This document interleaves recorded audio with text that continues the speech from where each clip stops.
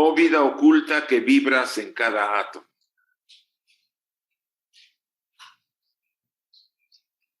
Oh luz oculta que brillas en cada criatura.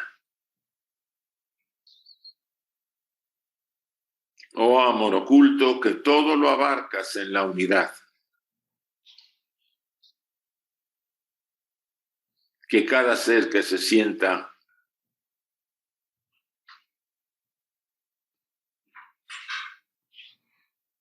uno con ella,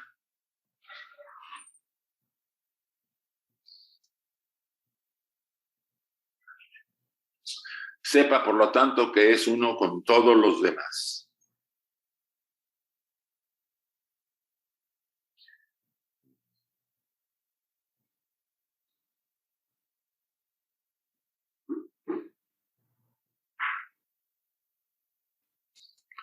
Gracias. Muy buenos días para todos.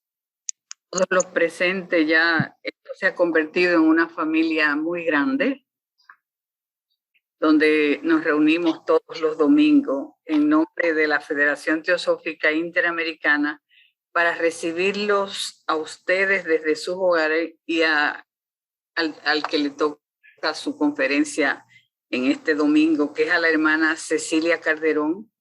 Cecilia Calderón es de Costa Rica, trabaja intensamente por la Sociedad Teosófica, una mujer que la conozco con una rectitud y una nobleza de alma intensa, a la que respeto mucho y admiro mucho. Cecilia nos va a hablar en esta mañana de las 3 proposiciones fundamentales en el antiguo Egipto. Dejo con ustedes a nuestra querida hermana Cecilia Calderón, dando hoy domingo un aporte a lo que es el servicio en la Sociedad Teosófica. Así es que bienvenida, mi querida hermana. Y tú sabes lo que representas para mí y para todos los hermanos que te amamos y te conocemos. Muchas gracias. Bienvenido todo. Gracias. Gracias, Maggie, por tus palabras. Claro que sí, con mucho gusto yo sí. Vamos a compartir la imagen acá. Me avisan cuando ya la pueden ver. Bien, yo creo que quedó muy grande, pero bueno, sí se ve. Bueno, vamos a comenzar con este tema maravilloso, como todos los temas en la teosofía, que son las 3 proposiciones fundamentales en el antiguo Egipto.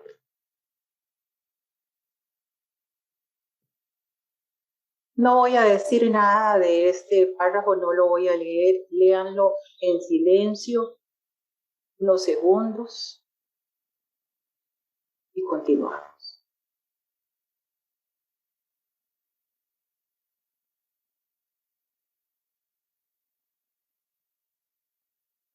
Bien, entonces, ¿cómo surgió esta charla? En el 2016, en el mes de julio, en la escuela de verano en Costa Rica, organizamos, creo que Maggie estaba ahí con nosotros, si mal no me acuerdo, no recuerdo bien, una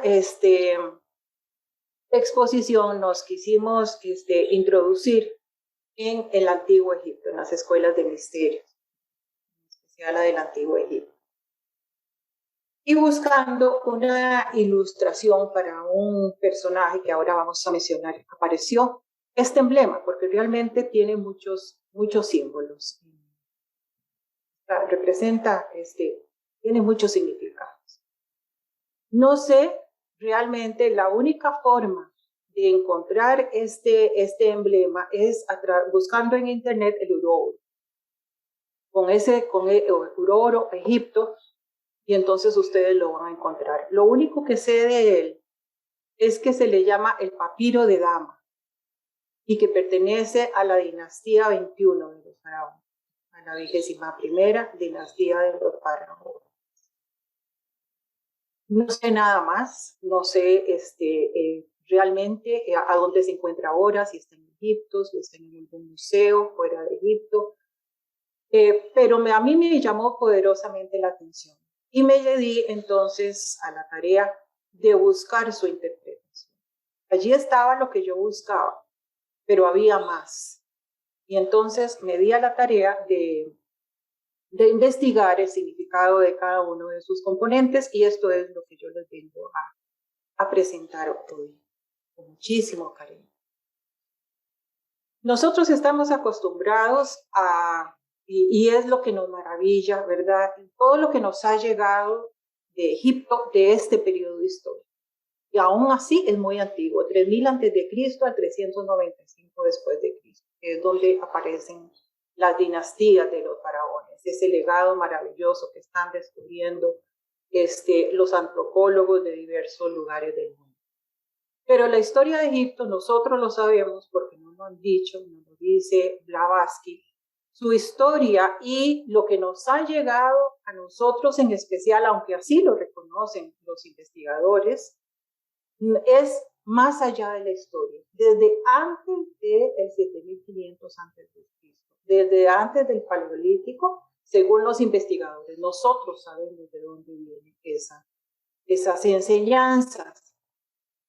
Blavatsky nos lo dice. Cuando ella se refiere a la Gran Pirámide, dice, hablando de sus proporciones, nos dice, ningún hombre descendiente de un habitante de las cavernas paleolíticas hubiera podido desarrollar por sí solo una ciencia semejante, aún a través de milenios de evolución intelectual y pensar, por supuesto.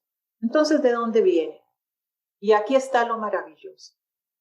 Fueron los discípulos de aquellos rishis y devas encarnados de la tercera raza raíz los que transmitieron su saber de una generación a otra, a Egipto y a Grecia, con su canon de proporción en la actualidad perdida. Ella se refiere aquí a exactamente a las pirámides, pero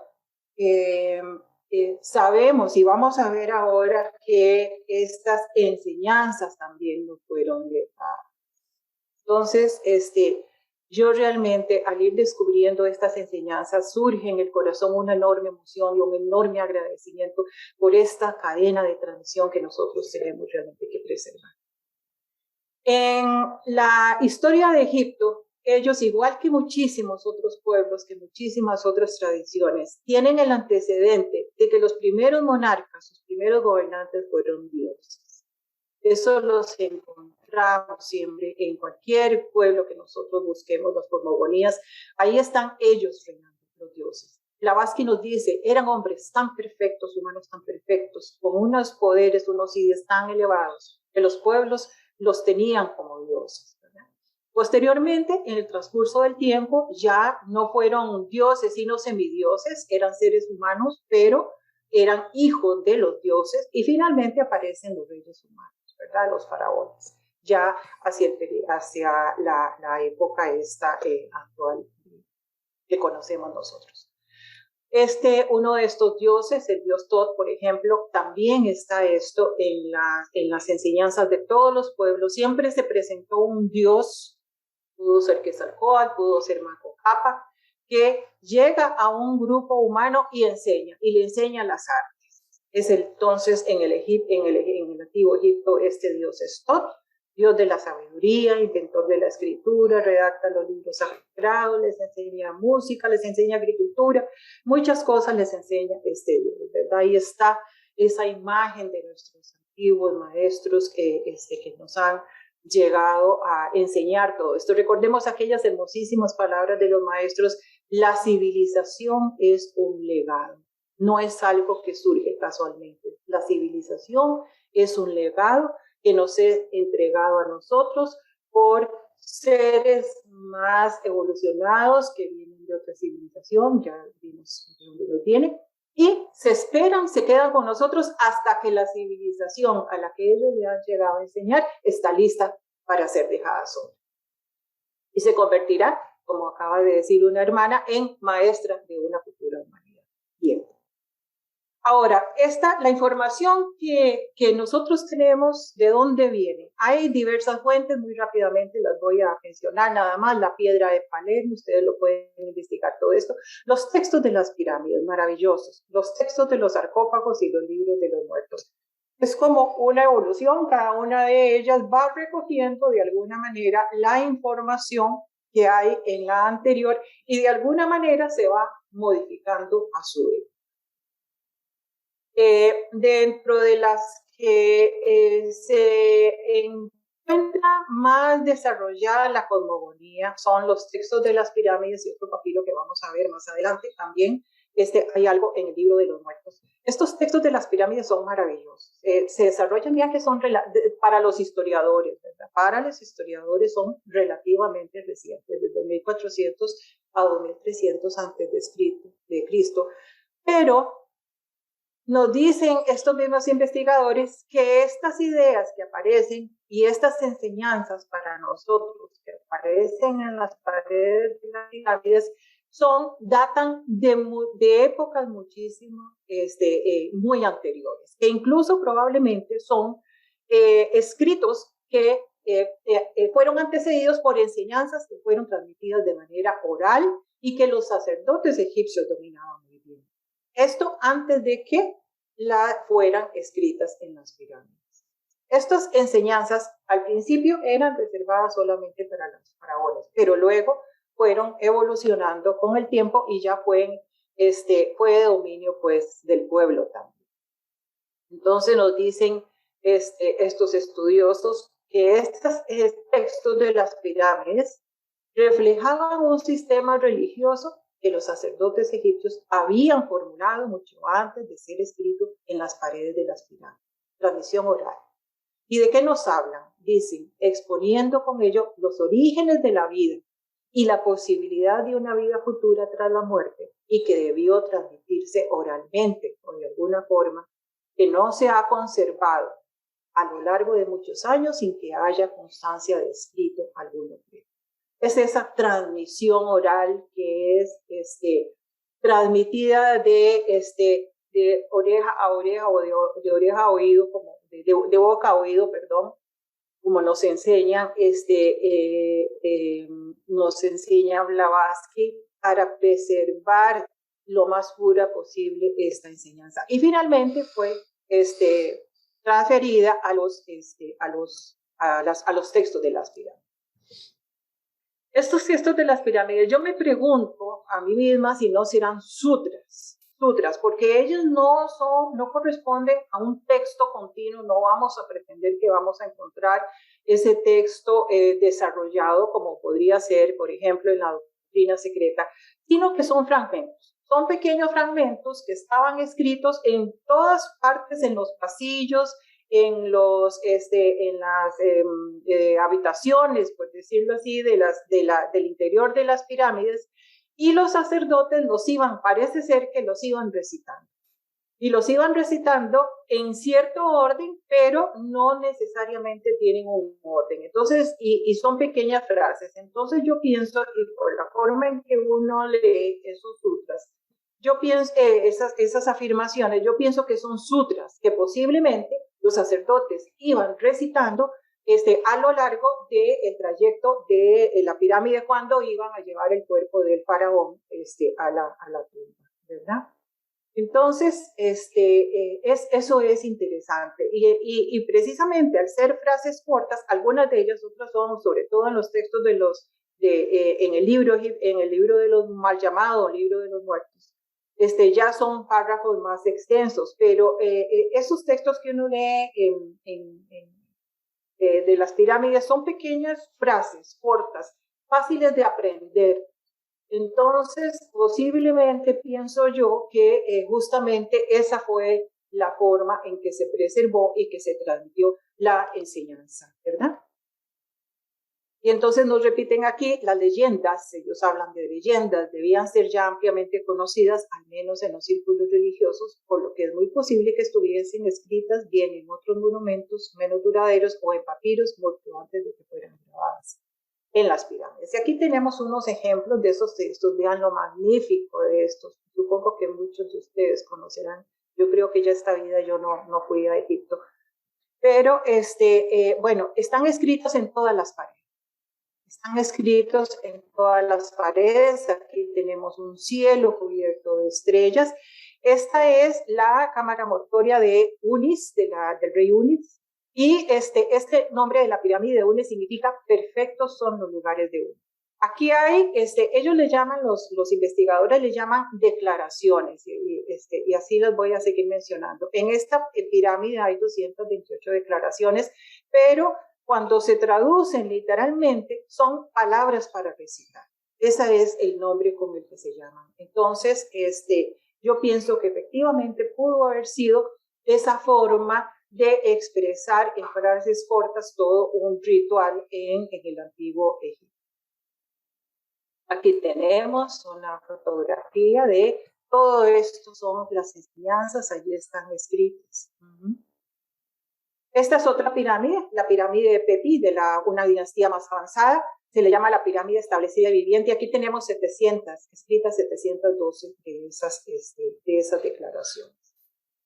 Posteriormente, con el paso del tiempo, estas enseñanzas o estos escritos ya no solamente van a ser para el faraón, como es en los textos de las pirámides, sino que va a ser para siempre gente de altos puestos, ¿verdad? Pero no el pueblo todavía, pero de una forma más sencilla. Era muy caro, obviamente, pues tener estos escritos en una pirámide. Entonces se pasan y se escriben no ya en las pirámides, sino en sarcófagos. Entonces se extiende ya los escritos a otros personajes de rango, pero en un sistema muchísimo más económico que lo que pudo haber sido el escribir, el costo de escribir esto en una pirámide y de tener una pirámide además que era más bien consagrada solamente a los faraones. Entonces, todos estos, los textos están escritos en el sarcófago, en su interior también. Estos ojos son para que el difunto pueda asomarse y ver hacia afuera. Entonces aquí todo esto están escritos de estos sarcófagos y también en las partes externas se encuentran estas enseñanzas. Aquí tenemos un sarcófago en el interior.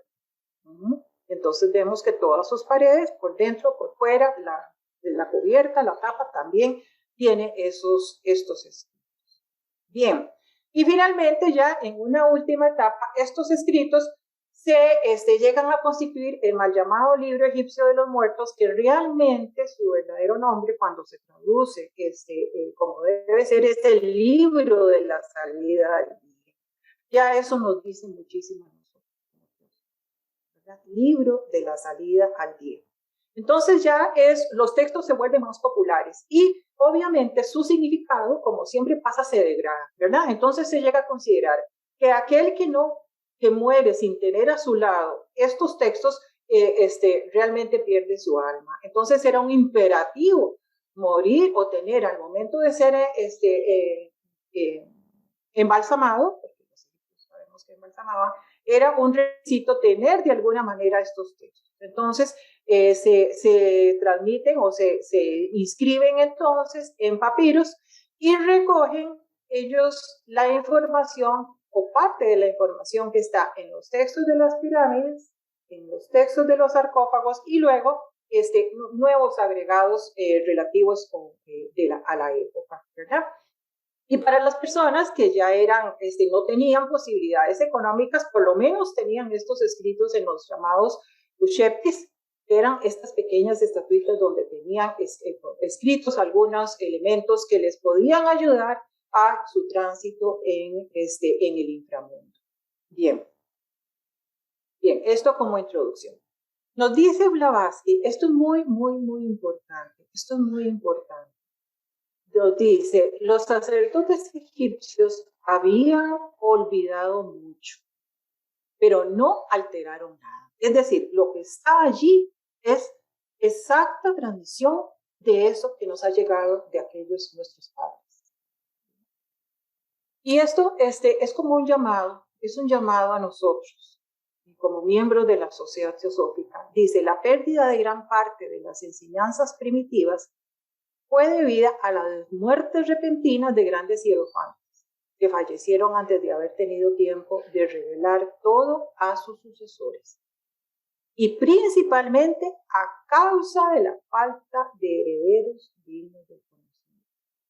Entonces ahí es un llamado para nosotros de tratar de preservar esas enseñanzas lo más pura posible y ser dignos herederos de ellas, ¿verdad? Y transmitir, no es algo para que no lo dejemos nosotros. Sin embargo, dice, han conservado en sus rituales y dogmas las principales enseñanzas de la doctrina.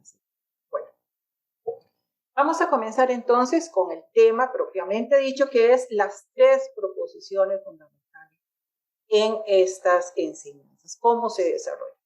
Tenemos entonces la primera proposición fundamental. Nos habla de la realidad absoluta, la raíz sin raíz de todo cuanto fue, es o será.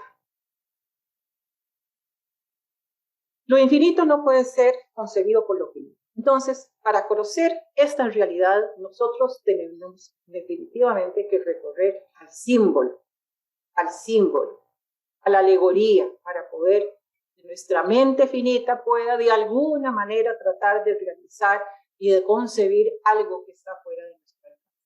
Entonces nos dice Blavatsky en la doctrina secreta que esta seidad está simbolizada por 2 aspectos que ya conocemos. El espacio abstracto absoluto, el espacio que simboliza la materia, donde que va a ser el vehículo de todas las formas que van a surgir en el futuro universo, y el otro, el gran aliento, el movimiento abstracto absoluto, que es la fuente y origen de toda conciencia en el universo manifestado. El gran aliento, movimiento, conciencia, que no, aún en esas esferas siempre está activo. Y nos dice Blavatsky, el contraste de estos 2 aspectos de lo absoluto, lo que es esencial para que el universo pueda llegar a ser. Si no están ellos presentes, no puede llegar a manifestarse el universo. Aquí al principio Blavatsky nos plantea estos 2 aspectos del absoluto, el espacio y el gran aliento, materia y espíritu. Pero más adelante, en el transcurso de la lectura, ella nos da un tercer elemento que es la duración. Y nos dice, la aparición y desaparición del universo se describen como la expiración e inspiración del gran aliento que es eterno, y que siendo movimiento es uno de los 3 aspectos del absoluto, siendo los otros 2 el espacio abstracto y la duración. Entonces tenemos estos 3 elementos como fundamento o aspectos que son requeridos, que son necesarios para que se manifieste el universo. Bien, y nos da Blavatsky este símbolo. Primero, bueno, aquí lo dejé con el borde celeste para ciertos propósitos que vamos a ver más adelante. Pero en la doctrina secreta, Blavatsky nos presenta un disco blanco. Olvídense de esta parte celeste. Representa, nos dice Blavatsky, este disco blanco al cosmos en la eternidad antes de volver a despertar la energía aún en reposo, espacio y eternidad en pralaya. Pero nos dice también Blavatsky que allí oculta está la deidad. Y entonces que la circunferencia del círculo representa a esa deidad oculta. Si nosotros le quitamos el colorcito celeste, entonces siempre va a estar allí la deidad. Siempre va a estar necesariamente la circunferencia del círculo, la circunferencia delimitando ese plano, pero no la vemos. De esta manera tenemos esa deidad que siempre va a estar oculta bajo el velo de la materia. Bueno, esta es una idea importante para la cosmogonía egipcia. Bien, nos dice Blavatsky esto que ya sabemos, que cada nación ha representado las enseñanzas, estas verdades de la doctrina secreta de la sabiduría antigua bajo su simbolismo local, bajo su simbolismo propio. Yo necesito utilizar los elementos que un pueblo conoce, con los que está familiarizado, para poder dar estas enseñanzas, para que pueda comprender de qué se trata esta enseñanza. Y entonces Blavatsky nos lo repite en diversos momentos, en diferentes lugares. Cada país, nos dice, se arregló un especial sistema religioso, entonces acomodado a su capacidad intelectual, a sus necesidades espirituales y también a lo conocido. Cuando uno estudia las cosmogonías, obviamente, pues tenemos que utilizar una forma de comprender aquello a lo que nuestra mente no puede llegar. Entonces, cuando las analizamos, vemos que prácticamente todas estas cosmogonías comienzan con lo que había antes.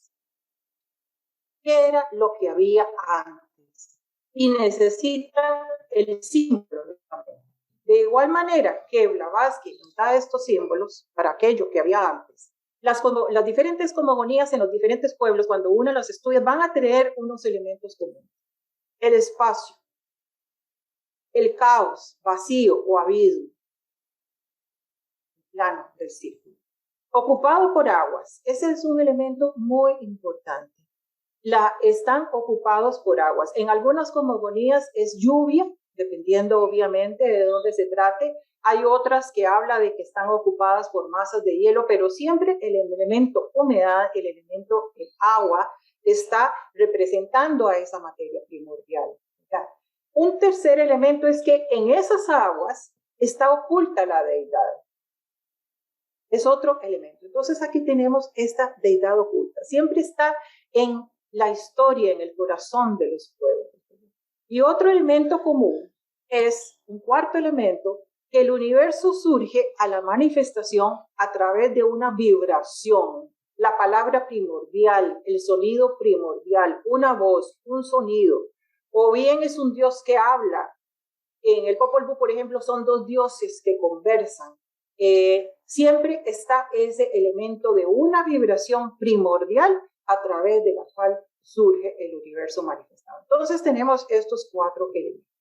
Y vamos a ver entonces cómo se comportan en el Antiguo Egipto. Yo me voy a referir a la teoría heliopolitana, porque fue la más extendida en el Antiguo Egipto y además fue la más antigua. Y haciendo la más antigua, pues siento yo que de alguna manera puede ser que preserve de una manera más perfecta y más pura esa enseñanza que nos llegó de nuestros maestros. ¿Ya? Entonces, ¿qué tenemos en esta cosmogonía heliopolitana? Vamos a tener un primer elemento, Nun. Nun, nos dice Blavatsky en la doctrina secreta, que Nun es el río celestial. Y tenemos el elemento agua, ¿verdad? Llamado la madre padre, es la eterna progenitora, la madre padre de los dioses, la deidad primordial que es el caos del océano, impregnado del espíritu invisible. Ya ella se adelanta ahí un poco. Pero vamos a ver en detalle a Nun, esas grandes aguas. Vean qué hermoso. Dice, es un estado de existencia donde nada existe sino las aguas, el océano primordial. Eso es Nun. Y para poder describirlo, utiliza exactamente lo que utilizan todas las cosmogonías, la negación. Si nosotros leemos la primera estancia de Xian, se describe como negación. Y cualquier cosmogonía va a ser negación. Negación de lo que conocemos, negación de lo que nosotros podemos percibir con nuestros sentidos. Entonces nos dice en los textos de las pirámides, Nun es un estado donde los cielos no existían, la tierra no existía, donde no existía aquello que debía ser establecido cuando no existía el desorden. Y Nun es representado por las aguas, este símbolo de acá, es el único que me sé, en jeroglífico son aguas, significan aguas, y este es Nun que, como son aguas, sostiene la barca solar. Bien, un elemento importante en la concepción de Nun es que Nun no existe. Hay Nun. Nun es. No existe. No llega a la existencia. No llega a ser. Nun es eterno. Esta materia primordial es eterna. Bien, otros nombres con los que se le conoce a este Nun: el caos de los comienzos, las aguas de la vida, el padre de los dioses, el océano primordial. Y hay una concepción muy interesante de este investigador. A él le gusta la palabra abismo. También sabemos que es un término que existe en otras cosmogonías, el abismo.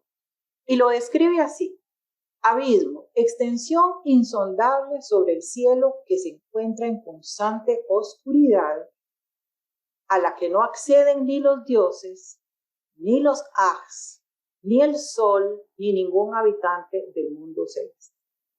Y eso me recuerda a mí esa descripción inicial de la primera estancia. ¿No les recuerda la palabra Ags a los Ají? ¿Verdad que recuerda? Inmediatamente hace uno esa asociación, los Ají. Y lo interesante es que estos Ags se refiere a cuerpos luminosos, a cuerpos celestes, a cuerpos de luz. Entonces, es muy probable que de esa manera se llamara aquellas primeras jerarquías que se nos describen después a nosotros también en la doctrina secreta. Pero en este estado primordial los Ags no existen, todavía los dioses no existen y no existe nada. Es nada más hay. Bueno, ¿y qué pasa? Tenemos entonces el círculo, la deidad oculta. Por eso la puse así borrosa. Ella está oculta. ¿Quién está oculto en las aguas del Nun? Atum. Atum se encuentra latente en las aguas del Nun. Atum significa la totalidad, significa estar completo, es el todo. Y entonces es referido como el Dios primordial y creador que contiene en sí mismo la fuerza vital de la cual cualquier otra deidad, aún de cualquier otra deidad que pueda existir, es el Padre de todo. Allí está, en silencio, oculto, invisible en esas aguas del mundo. Entonces tenemos esa primera proposición fundamental con sus elementos. Vamos a ver después cómo se desarrolla el elemento, el tercer elemento de la duración. Bien. Entonces tenemos nosotros la segunda proposición fundamental, que nos dice, ya la conocemos, pero vamos a repetir. La segunda aserción de la doctrina secreta es la universalidad absoluta de aquella ley de periodicidad. La ley de flujo y reflujo, o de decadencia y crecimiento que la ciencia física ha observado y consignado en todas las esferas de la naturaleza. Entonces, esta segunda proposición fundamental nos habla de la transformación de la duración en el tiempo. Maya. Maya significa medida, es decir, va a empezar a surgir aquello en la manifestación que se puede medir, es decir, que tiene un principio y que tiene un fin. A eso se refiere la primera proposición fundamental. La duración se transforma en tiempo, que igual es algo totalmente subjetivo para el observador. Pero por lo menos se refiere a que aquello que va a surgir en ese universo manifestado tiene un límite, un principio y un fin.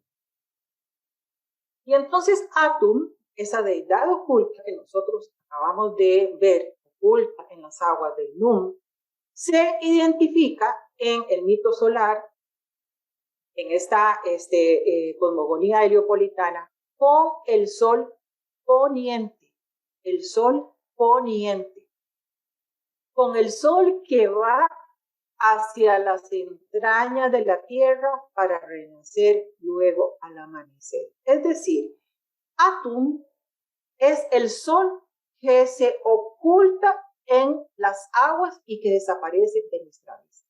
Es el sol o ese Dios que se sumerge en las entrañas de la materia. Es ese sol que se sumerge en el inframundo, ¿verdad? Y entonces allí se está ya dando ese primer paso de ocultamiento o de aparición, de manifestación de la materia. Es el primer paso para que el espíritu empiece a envolverse en la materia. Entonces es el punto en el círculo, ¿verdad? Ese sol poniente. Nos dice Blavatsky que esta es la aurora de la diferenciación, el punto en el huevo del mundo, el germen de donde se desarrollará el universo, latente o activo, periódicamente y por turnos. Entonces, cuando Atum se identifica con el sol y empieza a sumergirse en esos horizontes insondables, entonces allí va a empezar ese hundimiento y empieza la manifestación. Entonces, nos dice Blavatsky también, y hace poco lo estudiamos en el grupo de Isaac, el círculo, la deidad incognoscible, representa al tiempo sin límites en la eternidad. Eso es una frase que de repente es un poco oscura. A mí por lo menos me cuesta procesarla, ¿verdad? Bueno, deidad, tiempo, cómo se relacionan, los dos son uno. Pero los egipcios lo resolvieron muy bien. Las enseñanzas y aclaran muchísimo. De ahí la enorme importancia que pienso yo que pueda tener es que nosotros empecemos a estudiar cosmogonías de los diferentes pueblos, porque esto nos ayuda a abrir la mente. Entonces, ¿qué pasa en estas enseñanzas del antiguo Egipto? Atum, ¿verdad?, que es la deidad incognoscible, realmente no tiene o no es el mismo en el seno de Nun, sino que tiene forma de serpiente. Y en el momento en que va a surgir la manifestación, él lucha con la serpiente, la derrota de la duración, de la eternidad, se interrumpe y surge él como Atum. Entonces, tenemos primero a esta serpiente que se llama Imiwab, es una serpiente que dormita en el caos, en el agua primordial. Atum la destruye y al destruirla surge él y pone en marcha la creación. Y muy interesante, pone en marcha la creación, pero va a volver a tomar la forma de serpiente, Atum, al final de los tiempos. Entonces tenemos en esta figura justamente esa representación. Atum, este es el niño Atum, él acaba de nacer. ¿Cómo sabemos que es un niño? Por este tocado. Los niños digamos, la forma en que se peinaban era con este tocado. Y luego él tiene un bastón que yo creo que lo que significa, puede tener, el bastón puede ser símbolo de rejuvenecimiento, de renacimiento, pero como tiene esta pequeña tela aquí, yo pienso que podría también simbolizar el término Dios, Netcher. Esta es la forma en que se escribe en egipcio, pero le agregan vocales, y que es un símbolo o el jeroglífico que se usaba para representar a la fuente primordial y divina de donde surgían todas las cosas. Yo pienso, no sé, no soy egiptóloga, se los dejo por allí, pero cualquiera de los dos, pues cabe muy bien dentro de este emblema que estamos viendo. Entonces tenemos aquí a Atum sentado en ese espacio de las aguas primordiales, está sentado en un banquito, ahora lo vamos a ver, en un taburetito allí, y ha derrotado a la serpiente. Aquí tiene entonces, pero esto va a ocurrir cíclicamente. La derrota, surge él, luego vamos a ver cómo surge el universo a la manifestación, pero vuelve finalmente a convertirse en serpiente al final. Y viene entonces esta segunda proposición fundamental de los ciclos en la eternidad. Bien. Entonces, cuando Atum surge, derrota a la serpiente y tenemos entonces la aparición de este germen ya que inicia la manifestación. Entonces, características o cualidades de Atum. Él es ella, no es andrógino, diría Blavatsky. Es un principio abstracto. Se encuentra latente en las aguas del Nu y surge por sí mismo, por su voluntad y su propia energía en el Bemben. Este banquito que les decía por acá es el Bemben, lo que representa o lo que nos dice que es la primera manifestación de la materia en el universo manifestado. Es la cúspide y en esa cúspide se sienta el Dios creador. Surge dentro de los límites de la manifestación al haber derrotado a la serpiente en la eternidad y le pone límites al mundo en el momento en que adopta la forma. Vean qué maravilla de enseñanza. Son gloriosas. Bueno. Entonces aquí tenemos el Bembe y nos dicen en los textos de las pirámides, de las aguas oscuras surge la colina primordial. Es el primer movimiento ya en la manifestación y en la cúspide de ese Bemben, allí se sienta Atum. Él gobierna por encima de toda la manifestación. Bien. Este es otro papiro donde junto con los textos de las pirámides es donde mejor se desarrolla lo que es la cosmogonía, la manifestación del universo. Tiene varios, son 4 fragmentos y creo que es el segundo o tercero de ellos se refiere justamente a la manifestación. Se le llama el monólogo de Ra, donde Ra en un monólogo narra cómo él trajo el universo a la manifestación. Y ahí dice: he desenvuelto el desenvolvimiento de la evolución. Segunda proposición fundamental. He desenvuelto el desenvolvimiento de la evolución. Me desarrollé de la materia primordial de Yunis. Bien. Entonces tenemos aquí la segunda proposición. La eternidad del universo en su totalidad, como plano sin límites.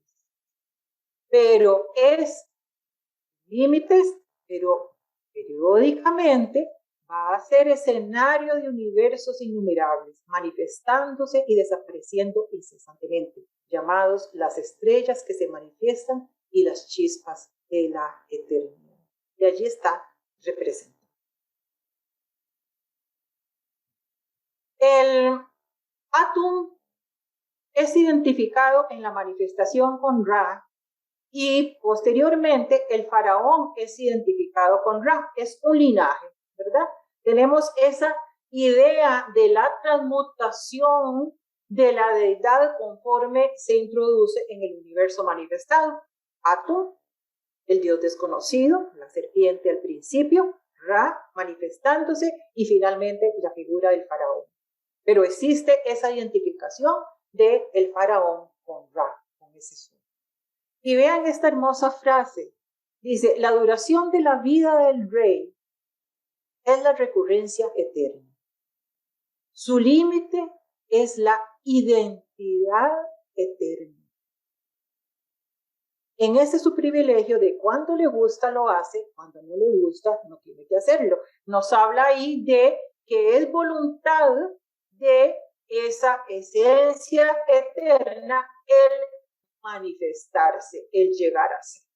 Nosotros sabemos que hay, están esas leyes de la periodicidad y el karma introducidas, pero aquí lo ponen como la voluntad de la deidad de expresarse y traer a la luz al universo. Nosotros nos identificamos definitivamente con ese faraón.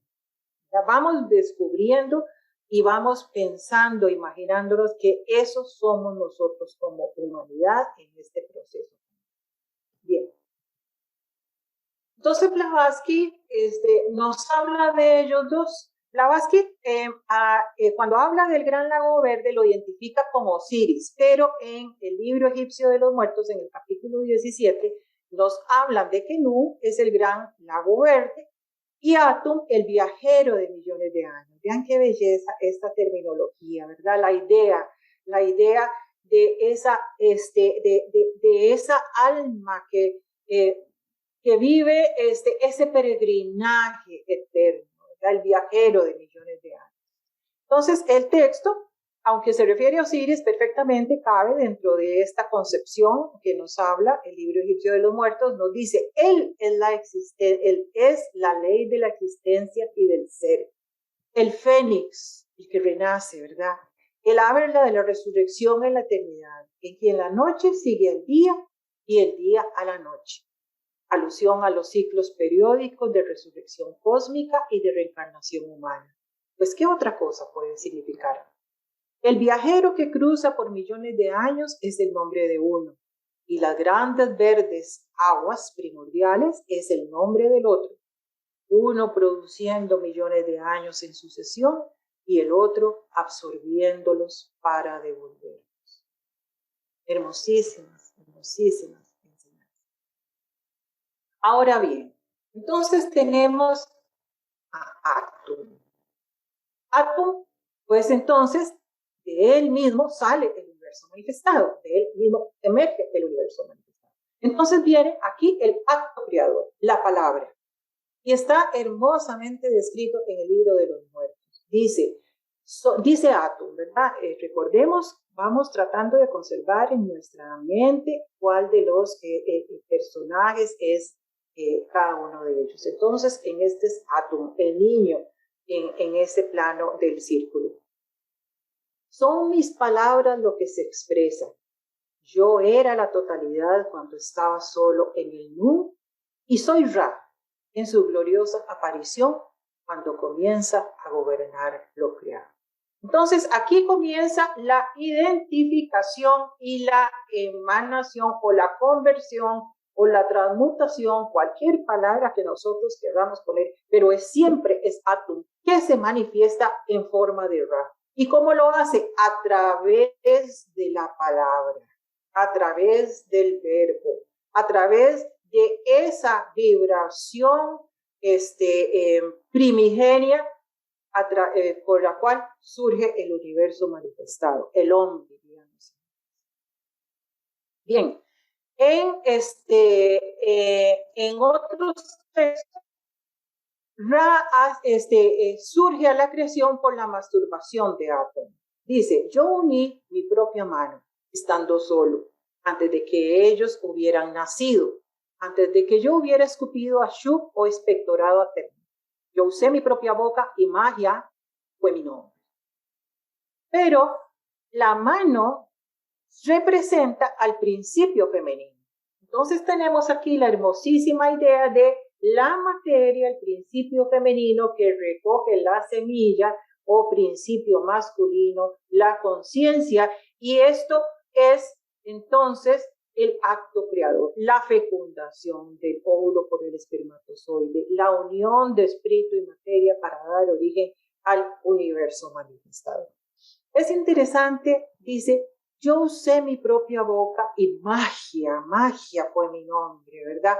Le da uno le viene esa idea de la Kriya Shakti, de ese acto mágico creador a través de lo cual yo traigo a la manifestación algo que está yo como arquetipo ya en otros planos, en esa materia cósmica indiferenciada. Bien. Pero dice que en ese acto creador ha escupido a Shu y expectorado a Tefnut. ¿Quiénes son Shu y quiénes son Tefnut? Bien. Nosotros tenemos que el universo manifestado se sustenta en la dualidad. Tenemos, nos dice Blavatsky, esa fuerza centrífuga. Principio de expansión, principio de constricción. Espíritu, materia, masculino, femenino. Si no hay dualidad, no hay manifestación. Y nos dice Blavatsky, el poder activo, el movimiento perpetuo del gran aliento, solamente despierta al cosmos en los albores de cada nuevo periodo, poniéndolo en movimiento por medio de dos fuerzas contrarias. La fuerza centrípeta y centrífuga, que son masculino y femenino, positivo y negativo, físico y espiritual, siendo los dos la fuerza primordial una, causando así que se vuelva objetivo en el plano de la ilusión. Entonces, Shu y Tefnut son espectorados por Atum, pero son indispensables, dicen los textos de los sarcófagos, son indispensables en la vida de Atum. Atum no puede llegar a ser, no puede manifestarse si no es a través de estos dos, sus hijos, que son él mismo, porque los espectoras salen de él mismo. ¿Y quiénes son ellos? Shu es el principio masculino, Dios del aire. Vean, aquí tenemos movimiento y la luz, la fuerza centrífuga, el principio de expansión, el soplo de vida, el aliento impalpable de Nun, el gran aliento. Vean qué maravilloso. ¿Y quién es Tefnut? Su hermana. Es el principio femenino, el aire húmedo, humedad, agua, la fuerza centrípeta, el principio de constricción, el vacío. Que no es un vacío, sino que un plenum, porque allí están todas las futuras formas en el universo manifestado. Y entonces nos dicen los estudiosos que estos dos, Shu y Tefnut, constituyen dos aspectos potenciales del Dios andrógino y neutral, que es que es Atum, y que son complementarios y simbolizan la fuerza vital, las dos fuerzas que animan el universo. Y aquí tenemos entonces esta primera triada, la triada primordial, Atum, Shu, Tefnut.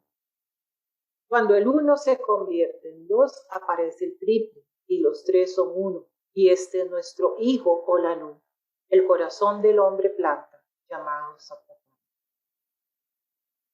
Ellos son el corazón entonces del universo. Y recordemos lo que nos dice entonces Blavatsky sobre el Loto. Nos dice, una de las figuras simbólicas del poder dual y creador en la naturaleza es Padma, ¿verdad? Ese, el corazón del hombre planta, el Zapaparna. Es el Loto. Es el producto del calor y del agua. Ahí están los dos elementos, representando el fuego en cada uno de los sistemas filosóficos y religiosos, aún el cristianismo, el espíritu de la deidad, el principio activo, que sería Shu, y masculino y regenerador, y el éter o alma de la materia, la luz del fuego simbolizando el principio femenino, pasivo, del cual han emanado todas las cosas de este. Ahí tenemos entonces esta Trinidad creadora. Volviendo al símbolo, tenemos estos dos leones acá que sostienen, vean qué maravilla, cómo sostiene a este Atum. Atum no se puede sostener si no es con esta pareja. Tenemos en la cosmogonía a Ruti. Ruti es una deidad egipcia, nos dice que es formada por una pareja de leones, hembra y macho, masculino y femenino.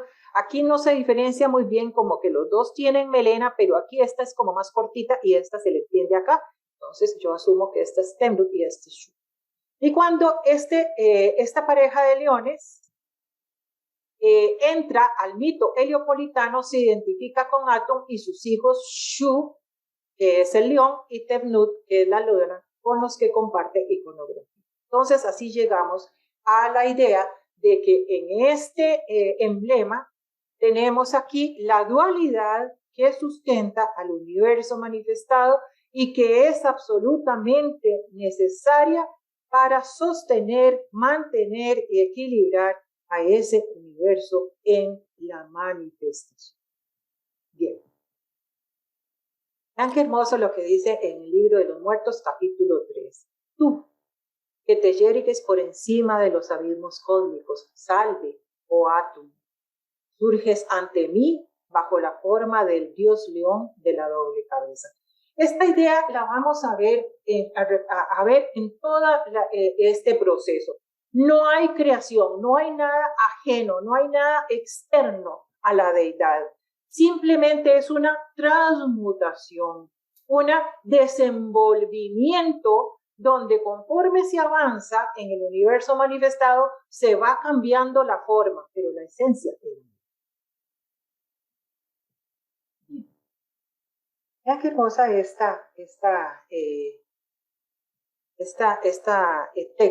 el texto de las pirámides. Es un texto de ascensión. Hay muchos de estos textos de ascensión en los textos de las pirámides. Dice, eleva a este K del rey, luego vamos a ver qué es ese K, eleva a este K del rey hacia el dios. Recordemos que hay una identificación del faraón con Ra y a su vez con Atum-Ra. Vamos a llamarlo así. Eleva a este K del rey hacia el dios. Guíale hacia el doble dios león. Haz que suba hacia Atum, porque Atum ha hecho lo que dijo que haría por este rey. Anuda la escala de cuerda para él. Refuerza la escala de madera para este rey. Es un proceso de ascensión, un sendero, porque este rey se ha alejado de lo que los hombres detestan. Las manos de este rey no están sobre lo que los dioses detestan. Es decir, se ha purificado, ya no está atado por las pasiones terrenales y es digno entonces de subir por la escala hacia Atum. Y su manifestación como el león de la doble cabeza. Y dice más adelante, y aquel cuyo poder es fuerte, les dice que este rey está inscrito entre ellos como un grande, registrado que ha sido conducido hacia el oeste. El rango del rey es alto en la mansión del doble dios. Bien. También desenvuelve las jerarquías, pero no me voy a introducir en esto, pero sí están allí las jerarquías, porque nos hablamos del tema y no me da chance. Pero vean este texto también en el libro de los muertos, capítulo 15. Vean qué maravilla. Oh tú, divina sustancia, de la que fluyen todos los seres y las formas. He aquí que has emitido una palabra, y callad, la tierra te escucha. Tu única divinidad, reinabas ya en el cielo, cuando no era aún la tierra con sus montañas. Tú el Señor, tú el rápido, tú el único, tú el creador de lo existente. Tú has modelado la lengua de las jerarquías divinas. Entonces ahí tenemos ya la continuidad de la manifestación a través de subsecuentes vibraciones, porque no es sino Atum el que modela a través de sus dos hijos la lengua, la vibración, la palabra, pero está en esta oportunidad del proceso descendente, del arco descendente, de las jerarquías divinas. Se da también en un proceso de esta manera el proceso del mundo. Nos dice en otro capítulo, soy la gran divinidad que procrea a sí mismo.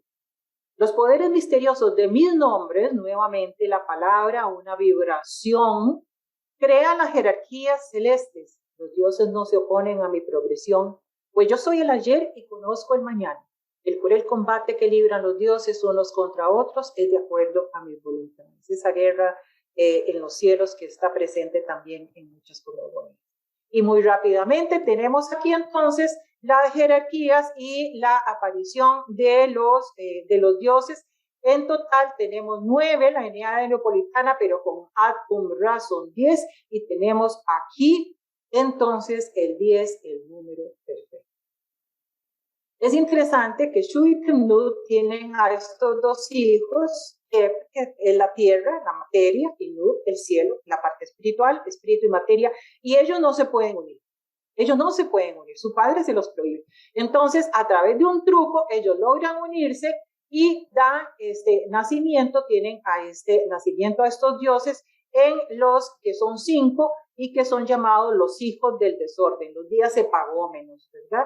Se tenían entonces los 360 días, más estos 5 días más dedicados a estos dioses, que son los días de la oscuridad o los días epagómenos. Muy rápidamente, porque no nos podemos profundizar. Tercera proposición fundamental. Identidad de todas las almas con el alma suprema universal. Bueno, ya la hemos ido descubriendo a través de este proceso que hemos ido desarrollando en esta evolución.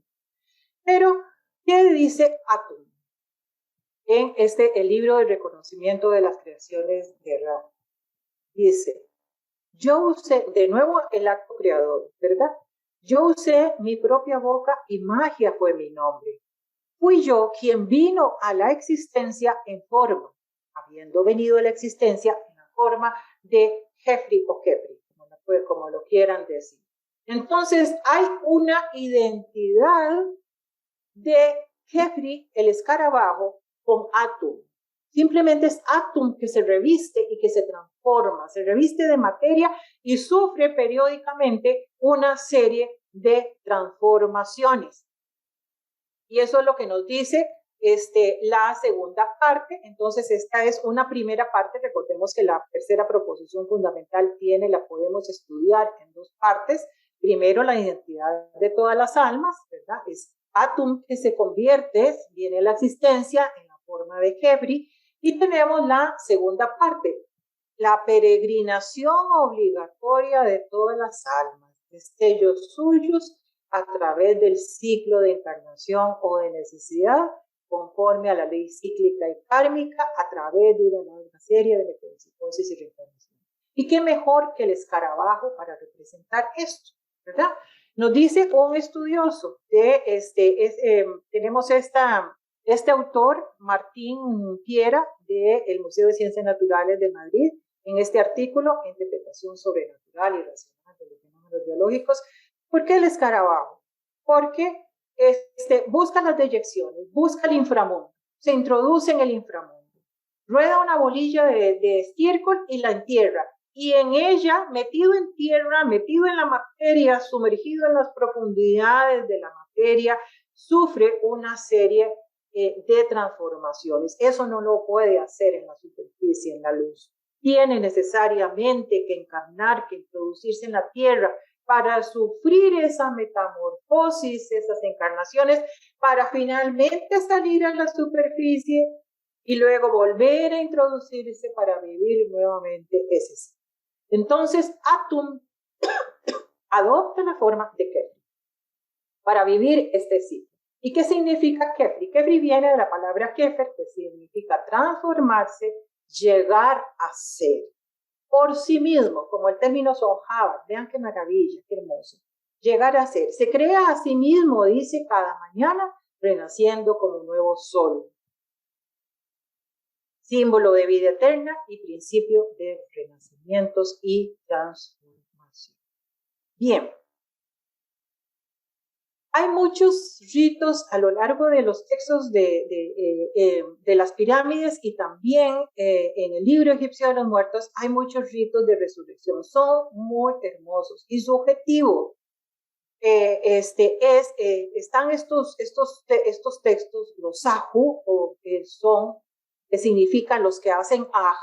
¿Se acuerdan que habíamos hablado de esta palabra Aj en relación con los Ají? Ese cuerpo luminoso nos da esa idea de transformación, del vestirnos nosotros las vestiduras gloriosas, ¿verdad? Entonces hay ritos que su propósito es que el rey se llegue a transfigurar, a convertir, a resucitar en ese ser luminoso. Entonces tenemos los Sahu, que significan los que hacen Aj, los que convierten al rey en ese ser luminoso. Nos dicen los estudiosos que son escritos con el objetivo de conseguir la transformación del rey difunto en un Aj, el más importante de todos los Ajú que habitan el más allá, paso intermedio hacia el definitivo estado divino con el que su inmortalidad y resurrección quedan aseguradas. La vida eterna, ¿verdad? Monta en el ave de la vida, nos dice la voz del silencio, y curiosamente es representado también como un ave, ¿verdad? El Aj, el ave de la vida, es un ibis. Tenía relación con el concepto de ser luminoso, una especie de espíritu transfigurado vinculado con las estrellas. Y vean qué interesante, cabe destacar la gran cantidad de declaraciones en las que se le facilita al rey un medio para ascender al cielo o transfigurarse en ese sentido. Entonces vamos a tener que ponernos a estudiar estos rituales de resurrección porque de alguna manera constituían en el Antiguo Egipto el sendero para la iluminación. Bien, vamos a continuar ahora para terminar y cerrar la representación del emblema que les he traído. Tenemos acá este ska y era representado de esta manera, con estos dos bracitos mirando hacia arriba o mirando hacia adelante. ¿Qué era acá? Era el poder transmisor de la fuerza de vida, emanación de la fuerza vital, ¿verdad? La forma en que se transmite la energía vital, por eso extiende las manos, ¿verdad? Hacia arriba o hacia adelante. Y entonces vean qué hermoso, en este símbolo están aquí, ¿las ven? Acá, arriba, sosteniendo todo el proceso. Y vean qué hermoso lo que está en esta declaración. O Atum Jeffrey, aquí están los dos. Atum Jeffrey, tú llegaste a ser alto en la altura. Te elevaste como la piedra Benben en la mansión del Fénix en On. Escupiste a Shu, expectoraste a Tefnut y pusiste tus brazos alrededor de ellos como los brazos de un símbolo del Ka para que tu esencia pudiera estar en ellos. ¡Qué maravilla! La esencia divina siempre sosteniendo, protegiendo, manteniendo a ese universo manifestado. Bien. Y luego tenemos el simbolito que nos falta acá, este simbolito.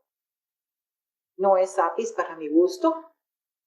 Yo creo que es este toro, Merur Nevis, porque es un toro que se relacionaba con Atum-Ra, y que significa, era la encarnación terrenal de Ra y mediador de Atum, y significa la renovación de la vida. Vean qué maravilla. Entonces tenemos aquí ya el símbolo completo, ¿verdad? El Dios manifestado que aparece en la cúspide de la manifestación, le pone freno y delimita y surge entonces el tiempo, siempre él en el seno de la materia primordial, con esa energía vital divina que mantiene y sostiene a su universo manifestado, universo que se sustenta en la dualidad y que constantemente se está renovando.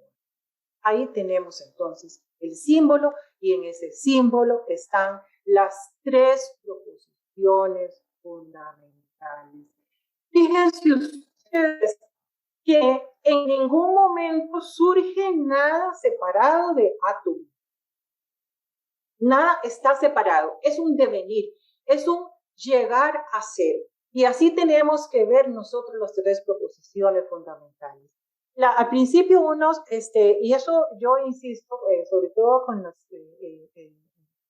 personas que nos llegan a los cursos básicos, al principio uno definitivamente las ve de un modo intelectual, las ve separadas, las ve como algo para pensar en ellas. Pero conforme uno va profundizando, uno ve esa historia, uno ve ese continuum, uno ve esa magia de esa transformación, ese proceso de emanaciones y transformaciones desde la realidad una para llegar a ser nosotros mismos, ¿verdad? Y esa promesa de llegar nuevamente a unirse en conciencia a esa realidad. Entonces aquí tenemos las tres proposiciones fundamentales. Y ya para cerrar, tenemos esta declaración. Que puedas unir a aquellos que están en Nun, que puedas juntar a aquellos que se encuentran en las expansiones celestiales. En la barca, vean que aquí está Atum Kefri, sostenido por Nun, y en esa barca de la manifestación está el Dios Sol manifestado y están los demás dioses. Y estamos nosotros, y es como una invocación para que podamos ser uno con esos dioses. Y ya para cerrar, entonces, quiero que todos, quizá hasta casi que cerremos los ojos y nos mantengamos en un silencio y escuchemos estas hermosísimas palabras que es una declaración para transformación. Vean qué hermosura. Una escala al cielo se coloca para mí, para que pueda ascender por ella al cielo y haciendo en el humo de la gran insensación. Subo volando como un pájaro y desciendo como un escarabajo. Subo volando como un pájaro y desciendo como un escarabajo sobre el trono vacío que está en tu barca, oh Ra. Levántate, quítate, oh tú que no conoces la espesura de los juncos, para que yo pueda sentarme en tu sitio y remar por el cielo en tu barca, oh Ra, para que yo pueda abandonar la tierra en tu barca, oh Ra.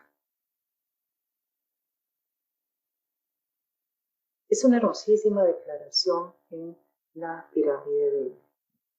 Y con eso, queridos hermanos, lo único que tengo ya que decirles es que ustedes muy probablemente, sé que muchos de ustedes y no todos, fueron descubriendo en este emblema egipcio el emblema de la sociedad, porque son análogos. Ahí se nos está describiendo la misma historia. Y se los dejo para que lo descubran allí, con todo mi cariño. Esto es lo que yo tengo para ustedes y pues quedo a la espera de comentarios, nada más. Gracias, Cecilia. Si hay algunas preguntas, ¿estás de acuerdo a que te las planteen? Sí, de acuerdo, y espero poder contestarlas, ¿verdad? Eso es lo que sí. A ver, está Manuel Muñiz, por favor, el primero. Hola, buenas tardes y gracias por la exposición. Quería preguntarte si el Ka, el concepto de Ka, lo podemos asimilar al cuerpo pránico o al cuerpo etérico. No, yo creo que no. No he traído la constitución porque los egipcios también tienen esa constitución, pero más bien en este sentido, Ka es como la energía vital, ¿verdad? Ellos tienen otro término y otro aspecto para denominar a este cuerpo, pero Ka más bien es la energía vital que sostiene y mantiene, ¿verdad?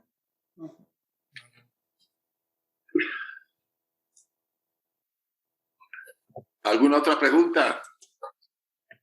A ver, Emilce, por favor. No, tienes a Luis Tejeda primero. Ah, bueno, si tú lo ves mejor. Sí. Después viene Emilce, me permite, mi hija, que había una anterior, la señora. Sí. Tejeda. Sí. Yo lo último. Entonces yo. Hola.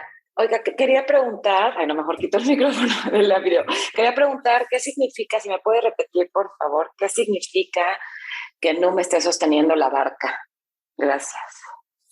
Es que Nun está sosteniendo la barca, porque es allí la manifestación. Allí están metidos todos los dioses y todos los personajes, incluido el faraón, y nosotros nos podemos identificar con ese faraón, y por eso a él se le representa así, con la barca en las manos, porque es el que sostiene, es en la base del Nun, de esas aguas primordiales, donde la materia primordial de la cual surge el universo manifestado, el cual navega en las aguas del Nun, ¿verdad? Porque al fin y al cabo es materia, pero materia manifestada. Pero fíjate que es hermoso ese concepto, ¿verdad? De que todos estos seres, todos los seres en la manifestación, comenzando por los dioses, viajan en esa barca, ¿verdad? Tenemos entonces ese aspecto espiritual del Dios que necesita el vehículo de la barca, el vehículo de la materia para poder tener la experiencia. Es hermoso. Gracias. Ahora Emilce.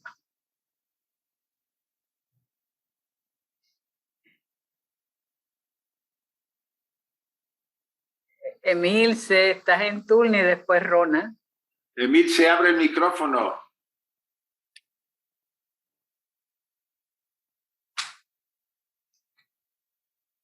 Emilce se quedó.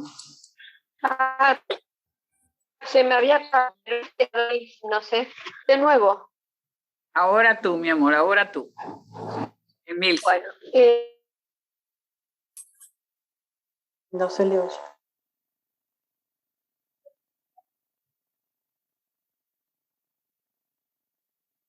No oigo nada, yo por lo menos. Se me fue la conexión. Ya la recuperaste. Haz la pregunta, por favor. ¿Ahora me escuchan? Sí, Bueno, mi amor, sí te creo que sí. escuchamos.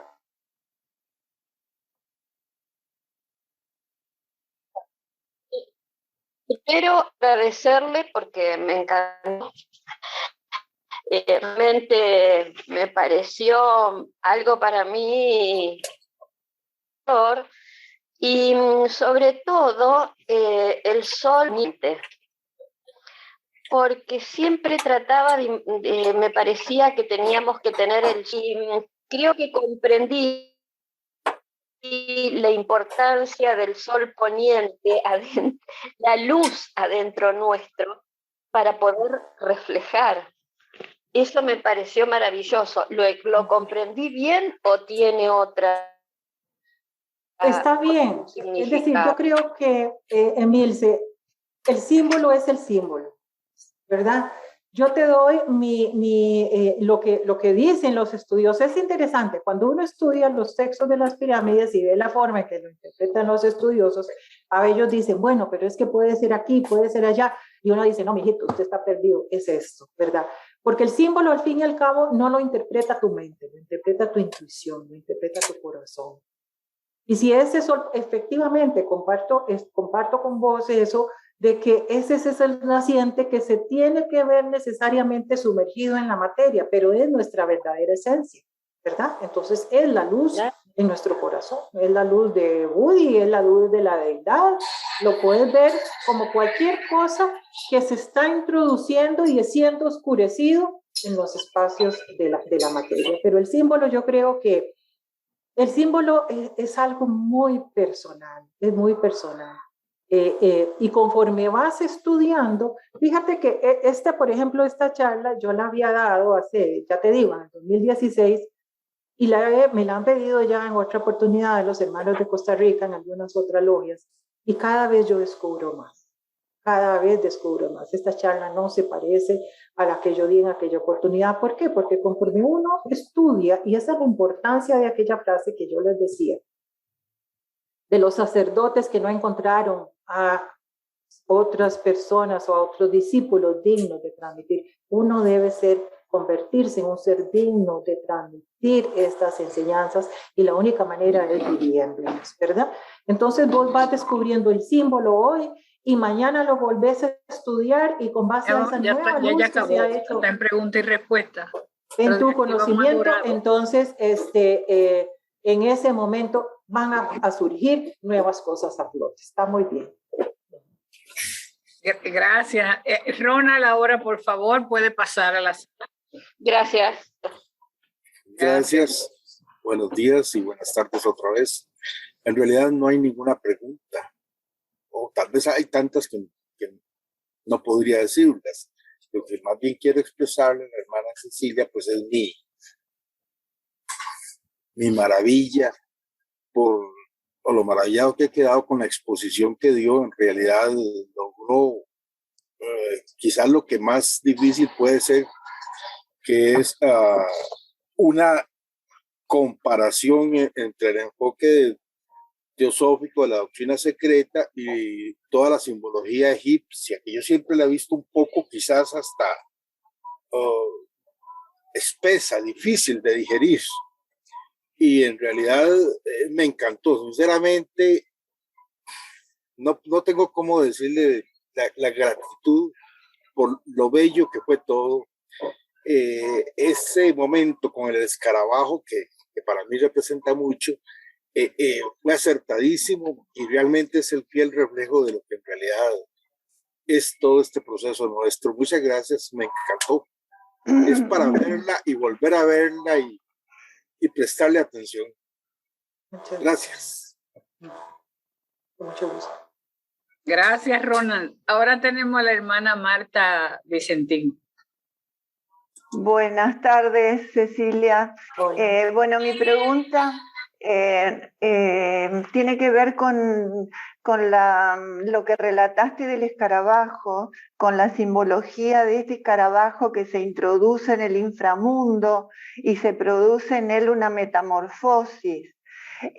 A mí cuando escuchaba esto, mi mente quería buscar una comparación, digamos, y yo me fui al tema de la reencarnación, de nuestra reencarnación, de nuestra constante reencarnación, porque es como que vuelve, ¿no? Vuelve al inframundo y se produce en él un cambio, una metamorfosis de una nueva vida. Quisiera saber si interpreté bien o si tiene otro significado la simbología del escarabajo. Está bien, está perfecto. Justamente el escarabajo para mí representa esa tercera proposición fundamental. La tercera proposición fundamental nos dice eso. Nos dice que el alma, cada alma en el universo manifestado es idéntica en esencia al alma universal. Y ahí lo que estamos viendo es que Atum, ese Dios, dice, yo adopto forma en la forma de escarabajo. Pero ese escarabajo no se queda así. Ese escarabajo, que al fin y al cabo somos nosotros, se tiene que sumergir en la materia. Solamente sumergido en la materia puede evolucionar. El escarabajo solamente sufre esa serie de transformaciones y transmutaciones en el seno de la materia, sumergido en el inframundo, enterrado, ¿verdad? Bajo tierra. Y justamente esa es lo que nos dice justamente la tercera proposición fundamental en segunda parte, que todas las almas que somos idénticas al alma universal estamos obligatoriamente, valga la redundancia, obligados a vivir esa serie de ciclos y de transformaciones cuyo objetivo final es pues salir a la luz otra vez como átomo, ¿verdad? Hacernos uno. Así es que está muy bien, Marta. Claro que sí. Por lo menos yo comparto con vos esa interpretación. Muchas gracias.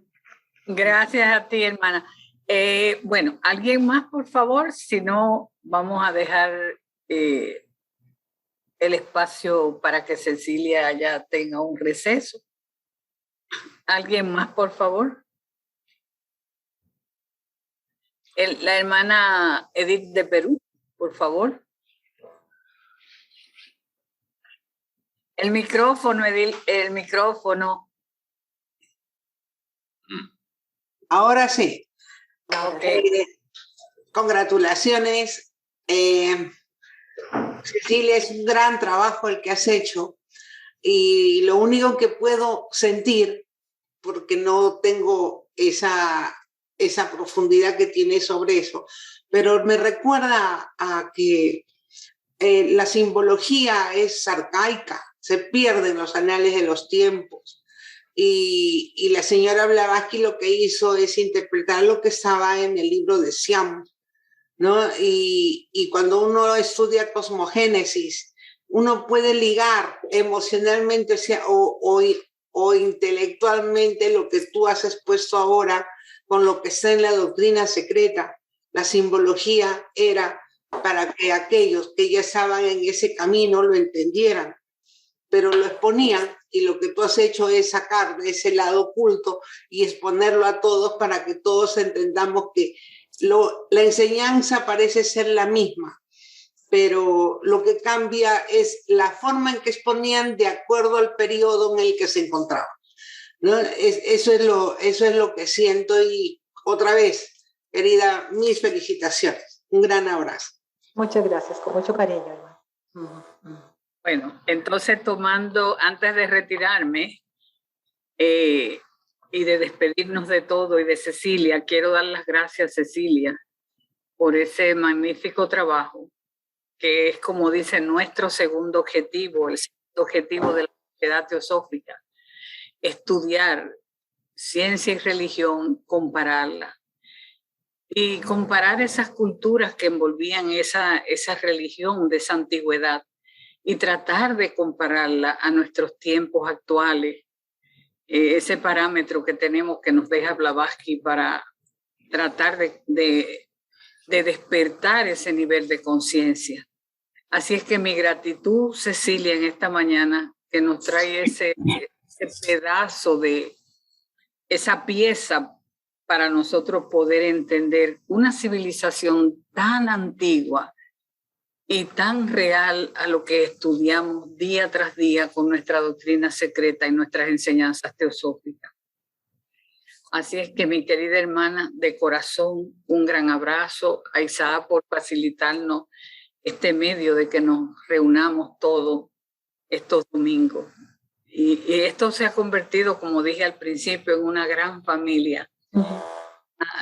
Nos queremos intensamente, aunque tendremos algún día la oportunidad de darnos un fuerte abrazo. Del alma nos sale esa fraternidad y la compartimos todos. Así es que 1.000.000 de gracias a todos. Isaac, si quieres decir algo o cualquier otra persona para pues, gracias, Cecilia. En realidad, yo si no pude escuchar toda tu conferencia, sí algunas de las partes importantes que me parecieron muy interesantes, sobre todo en la simbología y la interpretación que haces, de veras es muy digna de tomar en cuenta, porque pocas personas tienen acceso a esa capacidad de ver los símbolos egipcios de otra forma. Gracias, y solamente para despedirte, y ya sabes que estás invitada a una próxima conferencia cuando tú... Gracias. Gracias, hermanos. Muchas Qué gracias. bien. Y pongámonos a estudiar, ¿verdad? A vivir estas enseñanzas. No es, se comienza, como les decía, con un proceso intelectual, pero luego hay una transformación. El escarabajo deja de ser largo. Es hermoso, es hermoso. Bien, muchas gracias a todos. Muchas gracias. Muchas gracias, excelente. Gracias, Ceci. Bien.